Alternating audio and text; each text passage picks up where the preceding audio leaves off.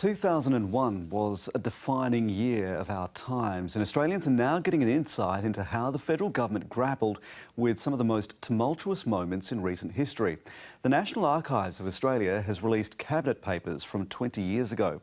They show the Howard government initially focused on domestic issues before the Twin Towers fell and Australian troops were sent to Afghanistan. Here's political reporter Stephanie Boris.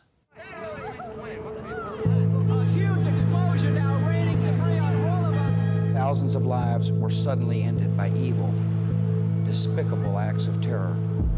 The year the world changed forever.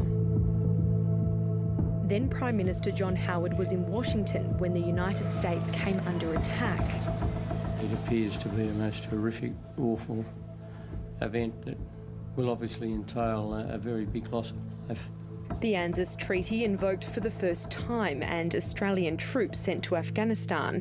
Cabinet papers marked secret, Australian eyes only, showed the government was not inclined to commit to a long-term fight. I thought we'd be in and out as part of an operation to deny Al-Qaeda the capacity to repeat 9/11, and that succeeded. But as always, once you become involved in a military operation, circumstances change. It became Australia's longest war. Mid-year contingency plans were drawn up after Cabinet received intelligence suggesting thousands of asylum seekers were on their way by boat. Then in August, a standoff. Day 5 of the Tampa crisis has seen no softening of John Howard's resolve. The Norwegian freighter Tampa picked up hundreds stranded at sea. The crisis becoming the catalyst for Australia's hardline border policy, the Pacific Solution. All of the people on board MV Tampa can be processed in third countries, not in Australia. As the election campaign began in October, the government controversially claimed children had been thrown overboard. Mr Reith, there's nothing in this photo that indicates these people either jumped or were thrown. Well, the first thing They're just some people in the water. Well, you're now questioning the veracity of what is being said. The claims later proven untrue, but not until after voters went to the polls. The campaign centred heavily on national security and borders. We will decide who comes to this country and the circumstances in which they come. A sense of crisis assisted the incumbent. I think we would have won that election